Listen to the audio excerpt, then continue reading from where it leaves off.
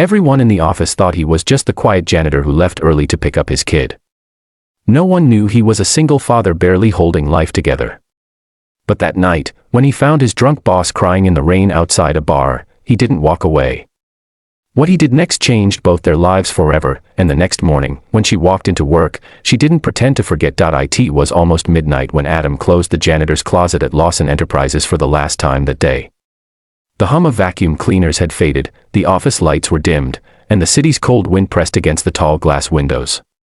He adjusted his worn jacket and looked at the photo of his 8-year-old daughter, Lily, tucked inside his wallet. Her smile gave him strength. It always did. Life hadn't been kind to Adam. His wife, Clara, had died in a car accident 3 years ago, leaving him to raise their daughter alone. Since then, every day had been a battle, juggling work, bills, school, and the crushing loneliness that crept into his nights. But Adam never complained. He worked quietly, earning enough to keep food on the table and a roof over their heads. That night, the rain fell like a punishment. His old umbrella had broken weeks ago, so he walked quickly to the bus stop, covering his head with his jacket. That's when he saw her, a woman stumbling near the curb, soaked, her high heels clicking unevenly on the pavement. At first, he thought she was just another stranger trying to hail a cab. But then, the light from the street lamp hit her face. It was her, Olivia Grant, his boss. The CEO, the woman everyone admired yet feared. The one who commanded rooms with her confidence, who always spoke sharply and moved like she owned the world. Except right now, she looked nothing like that. Her makeup was smudged, her hair clung to her face, and she was clearly drunk, crying, shivering, and mumbling to herself. 2 men from a nearby bar had started walking toward her, their smirks hidden under fake kindness.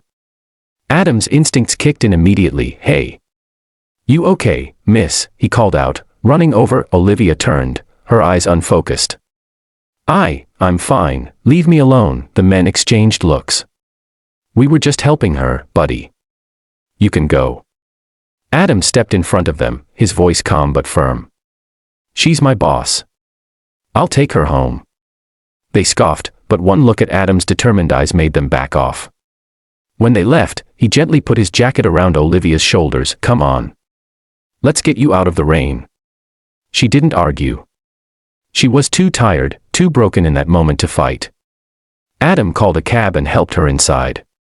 As they drove through the city lights, she whispered something that caught him off guard. "Why are you helping me? You're just the janitor." Adam looked at her reflection in the window. "Because sometimes, people need help even when they think they don't deserve it." She went quiet. By the time the cab stopped at her apartment, she had fallen asleep on his shoulder. He carried her up the stairs carefully, like he was carrying something fragile, not a CEO, but a woman who had forgotten how to breathe without pressure. He laid her gently on the couch, covered her with a blanket, and left a glass of water on the table. Before leaving, he saw a picture frame on her shelf, Olivia with her parents, smiling, years younger. She looked so different. When he reached home past 2 a.m., Lily was still awake, waiting by the window. "Daddy, I was scared." He hugged her tight. "I'm here now, sweetheart. Always." That night, he didn't sleep. He thought about Olivia, the woman who everyone said had everything, yet looked like someone who had nothing left, and he didn't know that the next morning, she would walk into work remembering everything. The office buzzed with morning chatter. Adam walked in quietly, keeping his head down as always. He didn't expect gratitude. People like Olivia Grant didn't thank janitors. They forgot moments like that. But as he was mopping near the executive offices, the elevator doors opened, and she stepped out. Olivia looked different today. Her usual icy expression was softer, her eyes clearer. She spotted Adam immediately and walked toward him. The chatter in the hallway died. "Adam, can I talk to you?" she asked. Every employee nearby froze. The CEO calling a janitor by name. That never happened. Adam wiped his hands nervously. "Yes, ma'am." She led him into her office. For a moment, there was silence, just the soft hum of the city outside. Then she spoke. "I remember everything," she said quietly. "You helped me when you didn't have to." Adam shrugged. Anyone would have done the same. She looked at him for a long time. No, they wouldn't have. Olivia sat down, her voice trembling. "I lost my father last week. I thought I could hold it together, but I couldn't. I went out last night to forget everything, and I nearly made a fool of myself. Adam stayed silent. He knew that kind of pain, the kind that eats at you until you break. She continued, I've been so focused on running this company that I forgot what it means to just be human. But you reminded me. Then, for the first time, she smiled softly. I want to repay you somehow. Adam shook his head. You don't owe me anything. Just treat people kindly. That's enough. But Olivia wasn't done.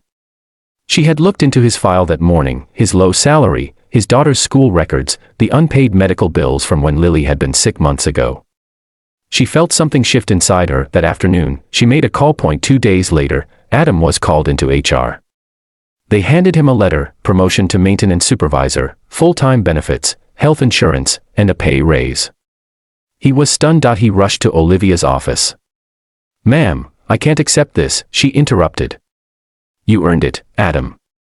And not just for that night. You've been holding this place together quietly for years. It's time someone noticed. Tears burned behind his eyes, but he smiled. Thank you. Olivia stood, extending her hand. No. Thank you. Over the next few months, something beautiful happened. Olivia started showing up differently, more patient, more kind. She began to ask her employees about their lives, even started a daycare program in the building after learning about Adam's struggles as a single dad. Adam, meanwhile, found a friend in her, someone who saw beyond his uniform. And though their lives were worlds apart, they shared something rare, a quiet respect born from empathy. One evening, after a long day, Adam walked Lily to the office daycare. Olivia saw them and knelt beside the little girl. You must be Lily, she said warmly. Your dad talks about you all the time. Lily grinned. He says you're his nice boss. Olivia laughed softly. I try. As Adam watched them, he realized something. Kindness travels. One act can ripple through lives, healing places you didn't even know were broken. Months later, Olivia hosted the company's annual gala. When she stood at the microphone, she paused, looking out at the faces before her. This year, she said, I learned that leadership isn't about power. It's about heart. Sometimes, the strongest people aren't the ones in suits, they're the ones who stay late to clean the floors, then go home to raise a child alone. She looked right at Adam. Everyone turned. Adam felt the room's eyes on him, but this time, he didn't look down. He smiled back, and in that moment, they both understood. A single act of kindness had rewritten their stories. That night, as Adam tucked Lily into bed, she asked, Daddy, why did you help your boss that night? He smiled. Because everyone needs someone, sweetheart. And when you have a chance to be that someone, you take it. Lily hugged him tightly. You're the best dad. And outside their window, the city lights glowed, bright, forgiving, and full of second chances. If this story touched your heart, don't forget to like, share, and subscribe to Story Sphere, where every story reminds us that kindness can change everything.